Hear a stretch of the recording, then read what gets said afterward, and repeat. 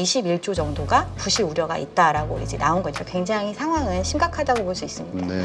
뉴머니가 들어오긴 하는데 전체적인 사업 규모, 이 시장에 지금 필요로 하는 자금에 비추어 봤을 때는 조족지열이라고 볼 수 있습니다.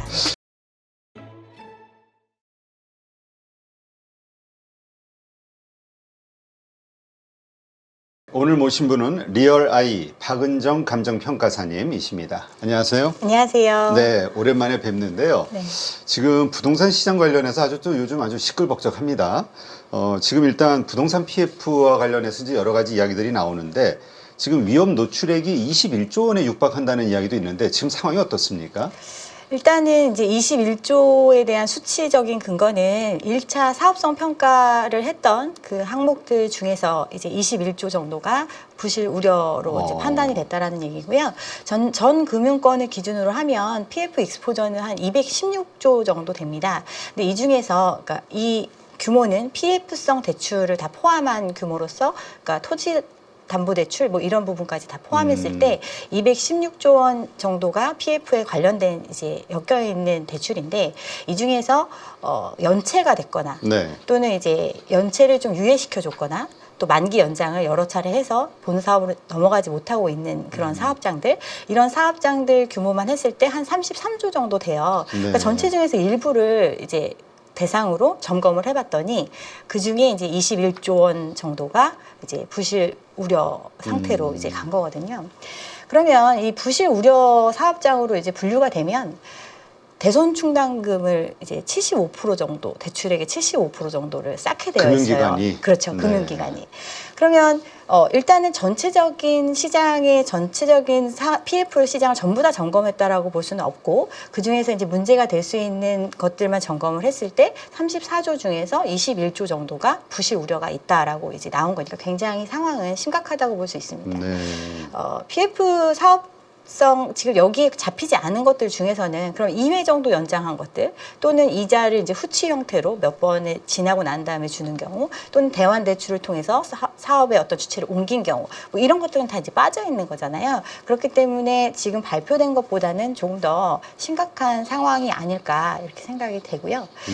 일단은 이제 근데 이거를 이제 빨리빨리 할 수 없는 이유가 결국은 PF 시장의 정리 수순은 이제 경공매를 통해서 손실을 확정하고 이제 사업을 진행할 수 있는 정도의 여건으로 만들어주고 다시 네. 시작하는 방법밖에 없는데 이걸 손실로 이제 인식을 하게 되면은 결국에는 이 금융권의 건전성 문제와도 굉장히 밀접한 관련이 될 수밖에 없고 이 지표에 영향을 주기 때문에 지금까지는 뭐 저축은행이다 어디다 뭐 이렇게 망한다는 얘기 잘 안 들리고 있잖아요. 그러게요. 뭐 위험하다라는 얘기는 푹 튀어나오는데 그 후로 그냥 유야무야 어떻게 된 것 같아요. 그렇죠. 그런 이런 부실이 이제 수면 위로 올라올 수 있는 그런 계기가 되기 때문에 어떻게 보면은 이제 금융당국에서도 이 부분에 대해서 질서 있는 연착륙 뭐 이런 식의 정리를 하겠다라고 얘기를 했잖아요. 그 일환 중에 하나가 또 스트레스 DSR 2단계 도입을 2달 정도 유예를 했던 네. 상황이 있었는데 이 이면에는 결국에는 이금융권 같은 경우는 이런 기업에 대한 대출에 대한 부실 문제, PF 부실 문제도 있지만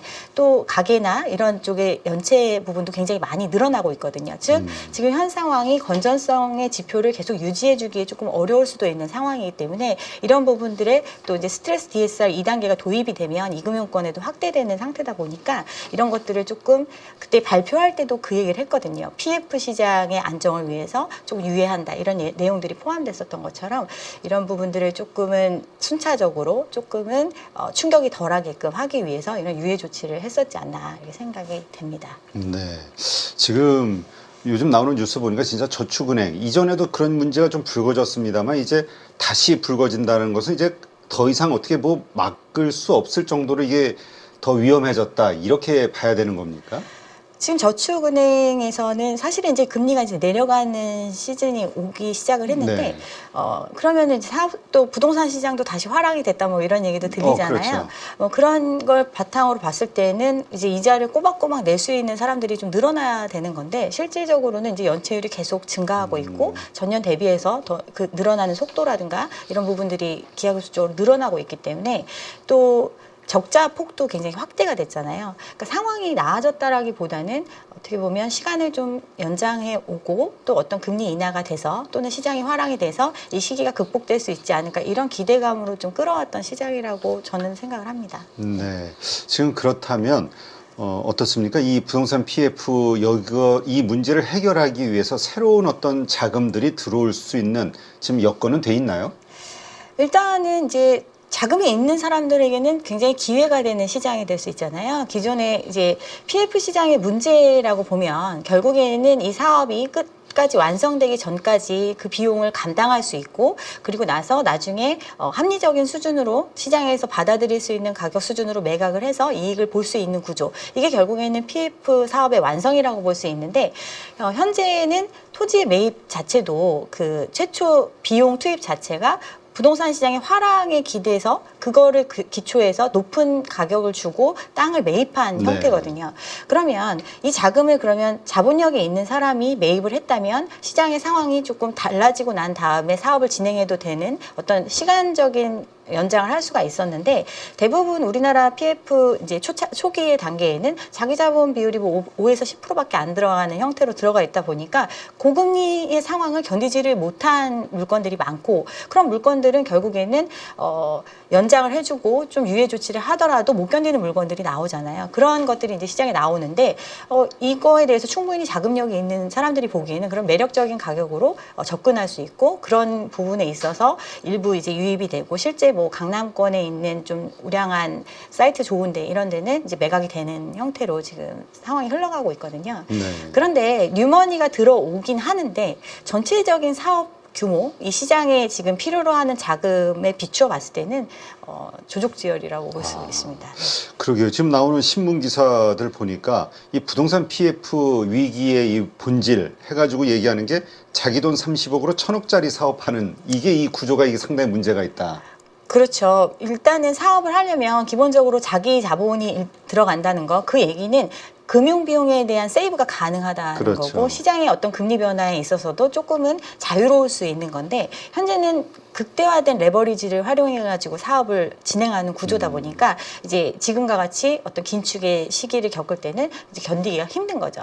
또한 이 사업이 결국은 사업성의 기초에서 대출이 나가고 사업성의 기초에서 모든 자금 흐름이 흘러가는 건데 이 사업성의 예측 부분에 있어서도 어떤 시장의 상황을 굉장히 긍정적으로 기대해서 사업 플랜을 짜놓다 보니까 어떤 비용적인 측면과 수익적인 측면에서 전부 다 지금 현황과 다른 어떤 예상을 가지고 짜다 보니까 지금과 같은 위기가 왔다고 볼 수 있습니다. 일단은 지금 결국에는 사업이 완료되려면 분양이 잘 돼야 되는 게 관건인데 그렇죠. 분양이 된다는 거는 뭐 기업이 사줄 수도 있지만 대부분의 이제 PF 사업들이 많이 지금 물려 있는 것들이 뭐 아파트 사업이라든가 오피스텔, 생활형 숙박시설 또는 뭐 물류창고도 있고 또 지식산업센터 뭐 이런 것들이잖아요. 수분양자를 대상으로 하는 부분들이 많이 있어요. 그러면 수분양자라는 거는 결국에는 가게, 우리 일반적인 사람들이 결국은 이걸 소비해 줄 수 있는 구조여야 되는데 지금 가계 대출이 너무 심각하잖아요. 그렇죠. 그러니까 사줄 사람도 돈이 없고 이 비용을 드릴 사람도 이 비용을 감당할 수가 없는 구조. 지금 이런 상황이기 때문에 문제의 해결책이 없지 않나 이렇게 생각을 합니다. 근데 예전에 이제 과거 이렇게 돌이켜 보면은 우리가 이렇게 좀 어려운 문제들, 부실 자산이 이런 위기 이런 상황들이 벌어졌을 때는 보통 이렇게 신탁공사 같은 거를 하나 만들고 신탁이라고 그러나 뭐 하여튼 뭐 하나를 만들고 거기서 부실 신탁 부실 채권을 매입하는 펀드를 만든다든가 그렇죠. 네. 부실 자산을 정리하는 어떤 기관을 하나 만들어서 딱 정리했잖아요. 네네. 이게 비슷한 게 이제 경공매 같은데 네네. 이 경공매가 원활하게 지금 안 되고 있나요?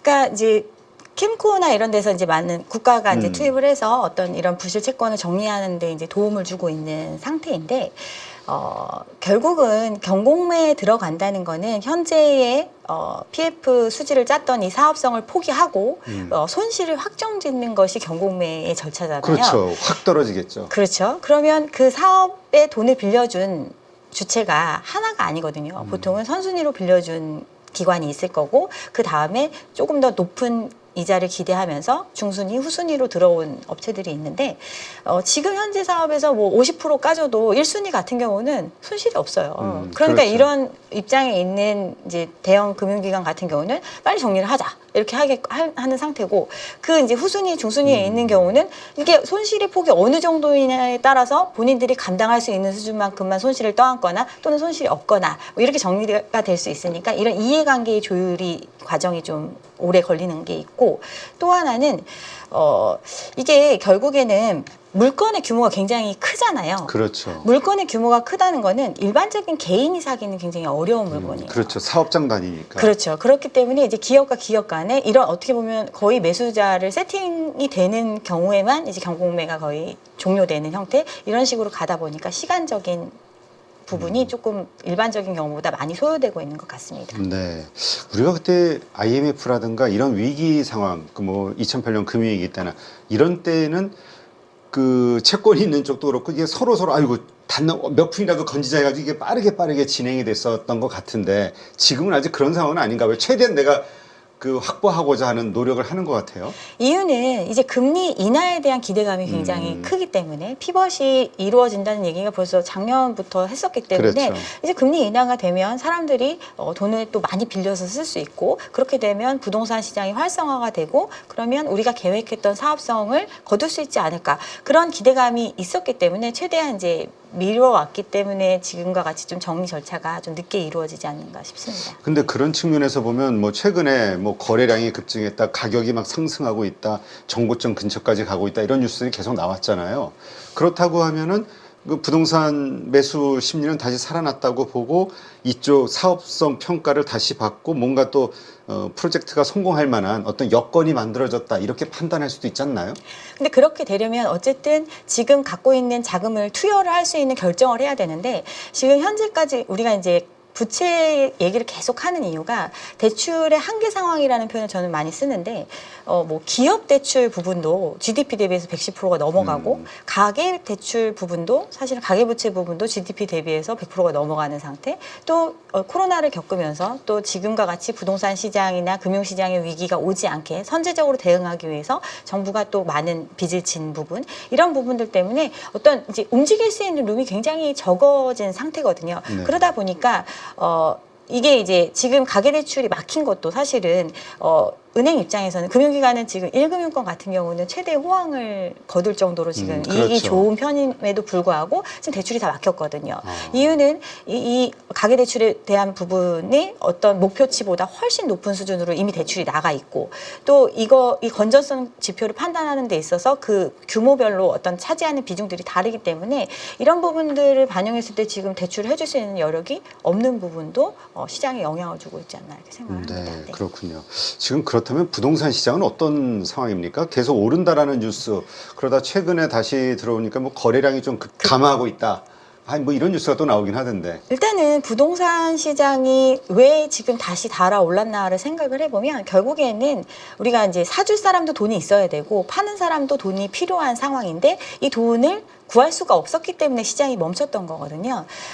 그래서 사실은 당군 일의 최대 재건축이라고 할 수 있는 둔촌주공 같은 경우도 PF의 위기 상황이 왔었던 게 이제 그렇죠. 22년 하반기 일인데 여기 같은 경우도 이 상황을 풀어낼 수 있었던 거는 결국은 돈을 빌려줬기 때문에 가능했던 거거든요. 맞아요. 그때 정부에서 대출해주고 그랬었죠. 정부가 12억 초과 중도금 대출에 대한 부분 규제를 풀고 또 고가 주택에 대한 대출 제한도 풀고 또 다주택자에 대한 대출도 허용해주고 뭐 이런 부분들이 많이 풀리면서 이 시장의 상황을 넘어갈 수 있었던 거거든요. 결국엔 이제 대출이 굉장히 밀접한 관련을 맺을 수밖에 없었어요. 그리고 그럼에도 불구하고 시장 자체가 바로 살아나진 않았었는데 이 시장이 뜨거워질 수 있었던 이유는 새로운 수요가 들어올 수 있게끔 만들어줬던 거. 그게 바로 정책금융이었잖아요. 정부가 이제 고금리의 상황임에도 불구하고 금리적인 부분을 시장의 금리와는 조금은 다른 형태로 낮은 금리를 활용할 수 있는 정책 그리고 또 DSR이라는 어떤 금융 건전성에 대한 기본적인 지표를 적용받지 않는 이런 대출들을 풀어줌으로써 시장을 이제 부양을 했고 그 우리나라 이제 국민들이 부동산 시장에 대한 믿음이 굉장히 강한데 그렇죠. 사실은 이런 좀 얼어붙었던 시간이 조금 장기화됐다면 시장이 정상화로 가는 게 조금 더 빨랐을 건데 그런 게 나오기도 전에 선제적인 대응으로 대출을 또 풀어주는 정책을 하다 보니까 아 역시 부동산 가격이 떨어지는 걸 그 누구도 원하지 않는구나. 이런 상황에서는 똘똘한 한 채 이런 데에 집중하는 것이 좋겠다. 그러면서 사람들이 대출이 가능한 부분들을 최대한 활용해가지고 시장에 들어와 주면서 조금 일부 수요가 살아났던 거거든요. 네. 근데 또 다시 대출이 막힌 거예요. 아, 그러니까 거래량이 급감하는 형태가 벌어진 거고 이런 상황이 되다 보니까 이제 뭐 예전에 뭐 정고점을 회복했다는 지역 사실은 이 정고점을 회복했다는 지역도 굉장히 선별적으로 나타났었거든요. 네. 시장이 다운되기 시작을 하니까 사실은 내놔도 뭐 1년, 1년 반 동안 방매를 해도 보러 오는 사람이었고 뭐 이런 시장이 대부분이었는데 이제 이런 호불항을 떠나서도 계속 끝까지 갈 수 있는 것은 아무래도 뭐 서울에서 가장 선호하는 지역, 강남 내지는 뭐 서울에 있는 집, 수도권에 있는 집 이런 집들이 아닐까 이러면서 이런 일부 지역에서만 사실은 정고점을 회복하는 현상이 벌어졌고 나머지 지역들은 굉장히 소외됐었던 시장이었거든요. 그러다 보니까 당장 이제 눈에 보이는 대출에 대한 부분이 잠기고 나니까 바로 그게 이제 거래량의 지표로 나타나고 그러면서 이제 방매를 해도 물건이 안 팔리고 매물이 적체되는 현상이 지금 벌어지고 있다고 볼 수 있습니다. 네. 지난 몇 년 전인가요? 2년 전인가요? 그 레고랜드 사태 있었을 때 그것으로 인해서 뭐 금융시장이 확 동맥경화 현상이 걸리면서 이러다 뭐 다시 한번 이 부동산발 금융위기가 오는 거 아니냐 막 걱정했던 때가 좀 떠오르는데 어떻습니까? 지금 계속 미루던 것들이 지금 다시 이제 불거지기 시작하는 부동산 PF에 관한 어떤 문제들이 이런 시점 이것이 트리거가 돼서 또 한 번 우리 경제에 어떤 큰 충격을 주는 일이 있을 것이냐 이거 가지고도 좀 말들이 많던데 어떻게 보세요? 그러니까 저는 이 부분이 굉장히 더 심각한 상황이라고 생각을 합니다. 이제 과거에 우리가 위기를 겪었었던 걸 보면 대부분 이제 외부적인 위기였거든요. 그렇죠. 어떤 경제적인 충격, 글로벌 경제에 있어서의 위기 상황이 도래했을 때에 우리 시장이 받은 충격 때문에 어떤 위기를 겪었는데 현재는 사실 대외적인 충격이 뭐 있는 게 아니거든요. 그렇죠. 그런데 나타나는 지표들은 그런 위기를 겪었을 때 수준의 어떤 부실한 지표들이 나타나고 있다라는 게 더 큰 문제이기 때문에 저는 조금 이제 안 좋아지는 상황을 예상을 하고 있고요. 결국에는 이제 위기가 왔을 때 우리가 이 위기를 극복할 수 있는 힘은 어떤 이 상황을 끌어갈 수 있는 유지할 수 있는 능력이거든요. 근데 그러기에는 너무나 이제 부채 규모가 커서 지금 가계 같은 경우도 굉장히 연체라든가 파산이라든가 뭐 이런 부분들이 많이 늘어나고 있고 자영업자 같은 경우는 100만 이상 그러니까 그렇죠. 폐업을 하고 있고 굉장히 내수가 침체되고 있는 상황이거든요. 내수가 침체되고 가계가 안 좋은 상황이니까 이 물건을 어떤 부동산 PF 시장의 물건을 사줄 수 있는 수요가 사라지고 이 기업의 그러니까 부동산을 생산해내는 기업의 소비를 지탱해 줄 수 있는 힘이 없게 되는 상황이 왔고 그러다 보니까 PF 같은 경우는 대부분 이제 금융기관한테 돈을 빌려가지고 이 상황을 유지하고 있는데 이 금융기관까지도 어떻게 보면 리스크를 이제 짊어져야 되는 불안정성이 높아지고 있는 상황이거든요. 근데 이제 대외적인 부분이 그럼 과연 굉장히 안정적인가를 생각을 해보면 지금 이제 경기 침체가 오네 마네 뭐 이런 얘기가 있고 미국 같은 경우는 사실은 경기 침체를 예상해서 선제적으로 이제 피벗을 단행했던 건데 미국은 또 잘 나가는 부분이 없지 않아 있잖아요. 그렇죠. 그렇지만 우리나라는 미국과 같은 속도로 잘 나가고 있는 게 아니잖아요. 그렇죠. 우리는 미국 뭐 요새 증권 시장만 보더라도 미국 대비해서 너무나 그 상실감을 느낄 정도로 아주 안 좋죠. 그러니까 미국이 이제 완화적인 조치로 돌아선다는 거는 그만큼 이제 어떤 달러가 상승할 수 있는 그 여건을 굉장히 조성하고 있는 거거든요. 근데 그래서 또 미국 같은 경우는 선도 산업들을 다 지금 주도하고 있는 나라고 그렇죠. 그렇기 때문에 뭐 엔비디아 뭐 이런 데 같은 경우는 뭐 완전 날아가고 있잖아요. 그런 거에 비추어 봤을 때 그럼 과연 우리나라의 자금이 계속 머물 수 있는 환경인가를 생각을 해보면 어떻게 보면 금리가 내려갔다 하더라도 실질적으로는 우리가 자금을 구하는데 유동성을 확보하는데 더 어려운 환경이 오고 있다.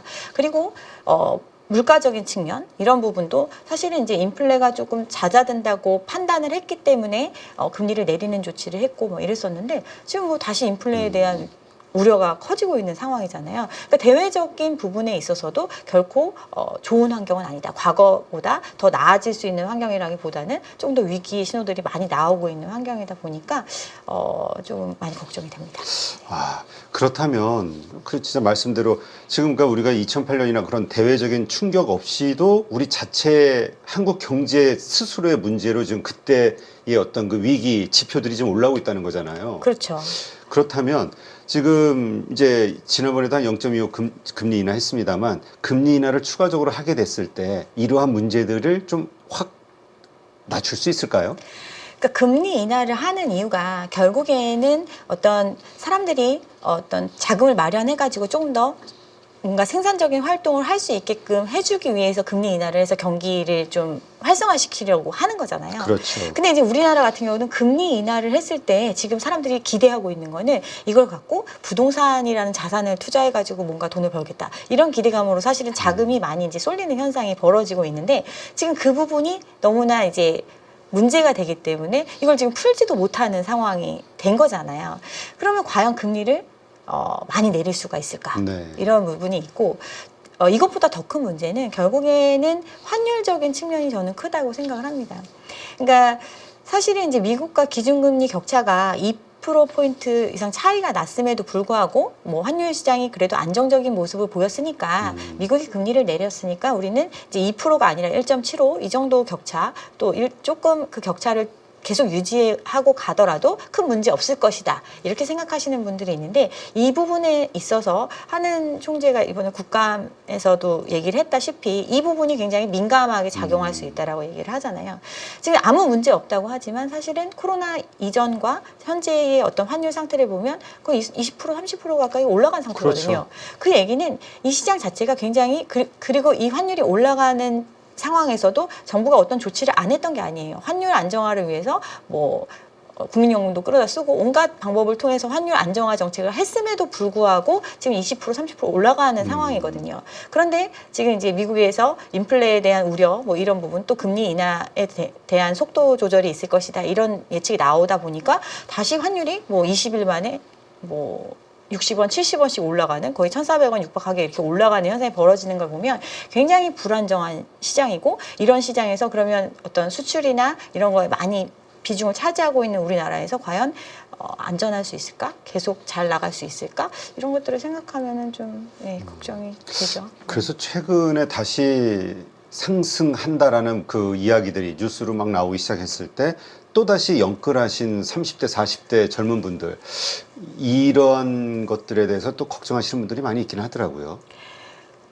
그러니까 저도 이제 그 부분에 대해서 굉장히 걱정이 되는 게 이유는 이제 정책 자금을 활용한 사람들이 대부분 이제 소득이 높은 사람들이 많이 활용을 했어요. 뭐 실질적으로 이제 그 기존의 정책 자금이 어떤 시장의 마중물이 됐고 그 집을 매각한 자금을 가지고 이제 똘똘한 채로 갈아타는 과정이 이루어지면서 폭발적인 거래가 있었잖아요. 근데 이 거래를 할 때 자기 자본으로 거래를 한 게 아니에요. 그러니까 이걸 팔고 뭐 추가적인 대출을 안 받고 그냥 뭐 모아놨던 거 해가지고 집을 사거나 뭐 이런 게 아니라 내가 이 정도 빚을 더 감당할 수 있다 하면서 그 매각 자금 플러스 자기가 모아놓은 소득 플러스 추가적인 대출을 했으니까 대출이 증가를 한 거잖아요. 그런 형태로 지금 늘려놓은 상태거든요. 그러면 결국에는 소득이 좋고 어떻게 보면 경제적인 활동을 할 수 있는 사람들조차도 지금은 이제 빚의 무게를 안고 가야 되는 시장이 된 거죠. 그렇군요.